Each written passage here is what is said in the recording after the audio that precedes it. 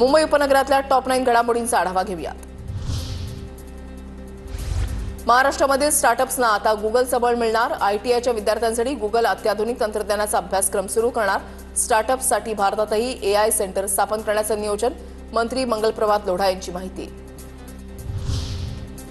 मुंबई विमानतळावर दुबईला जाणाऱ्या भारतीय प्रवाशाकडे कोट्यवधी रुपयांचे दागिने सापडले। कस्टमच्या अधिकाऱ्यांनी परकीय चलन आणि 47 लाखांच्या हिऱ्यांसह दागिने जप्त केले।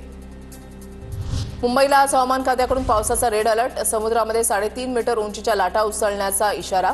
पुणे, पालघर, रायगड जिल्ह्यातही तुफान पाऊस। पश्चिम रेल्वेच्या 978 इंजिनमध्ये 6000 एआय कॅमेरे लावण्यात येणार। कॅमेरे बसवण्यासाठी 100 कोटींची तरतूद। इंजिनमधील प्रत्येक हालचाली टिपून अपघाताचं कारण शोधणं सोपं होणार। महाराष्ट्र कर्नाटक सीमा प्रश्न सोडवण्यासाठी फडणवीसांच्या अध्यक्षतेखाली उच्चाधिकार समिती स्थापन। समितीमध्ये सर्वपक्षीय सदस्यांचा समावेश। फडणवीस समितीचे अध्यक्ष आणि चंद्रकांत पाटील समन्वयक मंत्री म्हणून काम पाहणार। एकनाथ शिंदे, अजित पवार समितीमध्ये सदस्य असणार। एसआरए योजनेमध्ये 35% खुल्या जागा राखून ठेवण्याचे उच्च न्यायालयाचे निर्देश। याचिकेवर न्यायमूर्ती अमित बोरकर आणि सोमशेखर सुंदरसेन यांच्या खंडपीठाने निर्णय दिला। म्हाडाच्या मुंबई मंडळाच्या गोरेगाव पहाडीमधील 332 विजेत्यांच्या घराच्या ताब्याची प्रतीक्षा संपली। 35 मजली इमारतीला अखेर निवासी दाखला प्राप्त।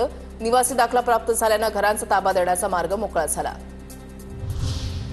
मुंबईतील म्हाडाच्या अतिधोकादायक इमारतींवर कारवाई करण्याचा निर्णय। दक्षिण मुंबईमधील 96 उपकर प्राप्त इमारती अतिधोकादायक आढळल्या।